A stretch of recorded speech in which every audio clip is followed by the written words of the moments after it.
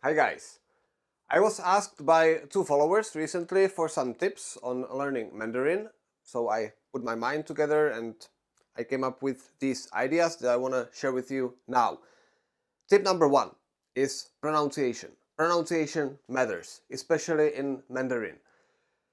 You know that there are all these ting, qing, jing sounds, and when you don't get them right, it is very hard for your partner who listens to you to understand you. He can or she can eventually, but the effort that your partner needs to put into understanding makes it unpleasant to communicate with you. So, and one more thing, when you learn it the wrong way, it is actually very hard to get it right in the future. There is a saying that it's hard to learn good kung fu and impossible to relearn bad kung fu. So you should be very demanding from your teacher that he or she teaches you the pronunciation right. I have one student, she's very smart, but when she came to me, she was studying with someone else before, and this teacher wasn't that demanding when it comes to pronunciation. And instead of sh, she was saying she. And I have been teaching her for maybe 5 years, 6 years now, maybe even more. And she still keeps doing this mistake, even though I correct her every time. That is just to illustrate how hard it can be to relearn it. So you don't want to find yourself in a situation where you have been studying for 5 years and then you realize when you come to China that no one understands you because your pronunciation sucks. So this is something you really need to be very demanding about. In any language, but in Chinese, it's even more important, I would say. So, pronunciation matters. Tip number two is that you should learn words not in isolated way, but in sentences. Because the way how our brain decides which informations it will keep and which informations it will throw away is influenced by four factors. Emotions. When there is emotion attached to the information, the likelihood of remembering is much higher, but you can't associate emotions with every fact that you learn. You would become a psycho. Sometimes it happens, there is a funny sentence, for instance, or you are happy in some situation, it just happens to be like that, it helps. But I would put emotions aside. But there are other factors, like usability.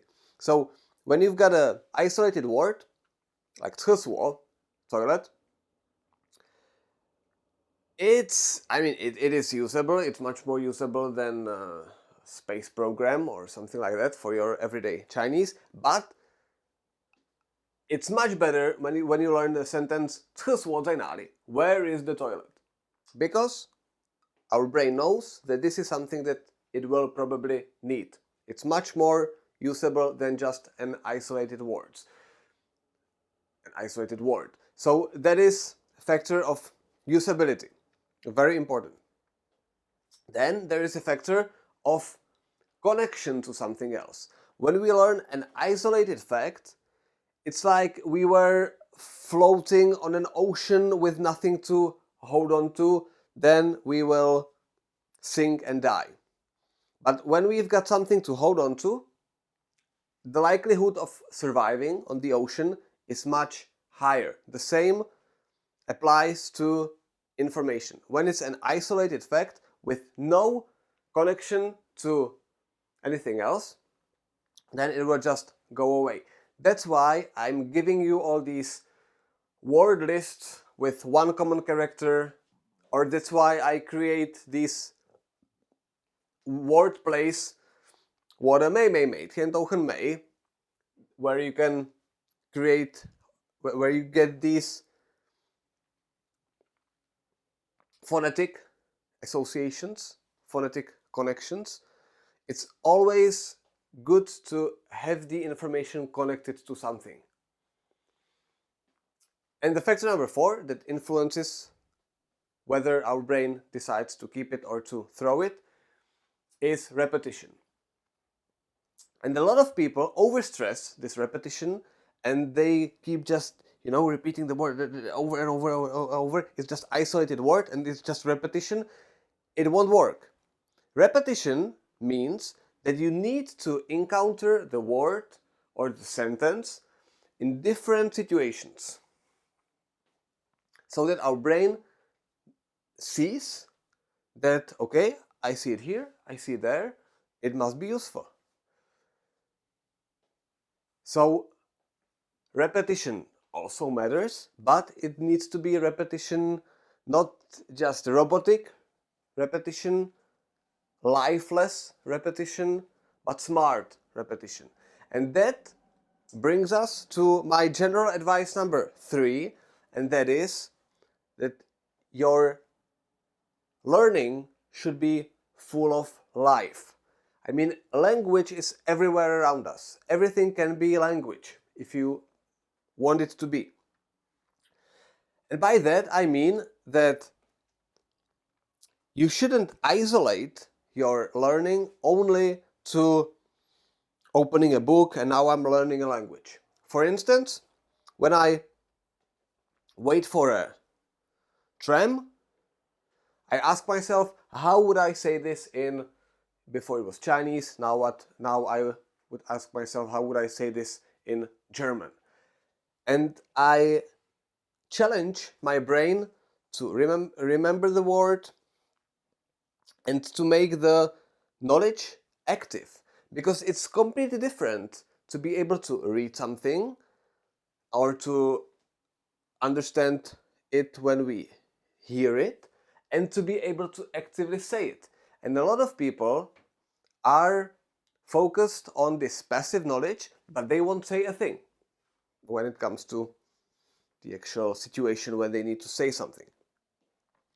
So putting the language to your real life, asking yourself, how would I say this in Chinese? Of course, you should correct it. You should have someone to help you with that. Did I translate this correctly and stuff like that? And this approach has 2 benefits. It makes your skills active. It builds your active skills. And it creates all these associations with your real life environment. It's very different when you learn the word 电车, a tram, just in a textbook, sitting on the very chair that you always sit on, and when you learn it because you are outside, living your life. Now you just think about, how would I say it? And then you won't remember it, for instance, so you look it up in the dictionary, but it's associated with this environment, with your everyday life.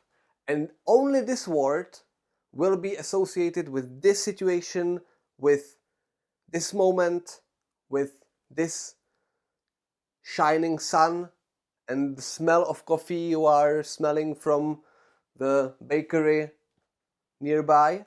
No other word will have this association.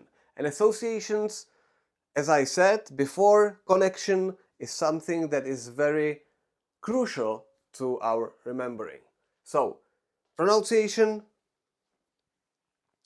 learning not isolated things, but connected things, sentences or words connected to other words, let's say, and Chinese is perfect for that, because it's like a puzzle that we just take this brick and this brick, put it together, and then we change this brick with other brick. So Chinese is perfect for these connections and bringing your language experience to life, building all these different associations and having your language somewhere in the back of your head, you know, not just now I'm going to study a language, open the textbook on the page 54.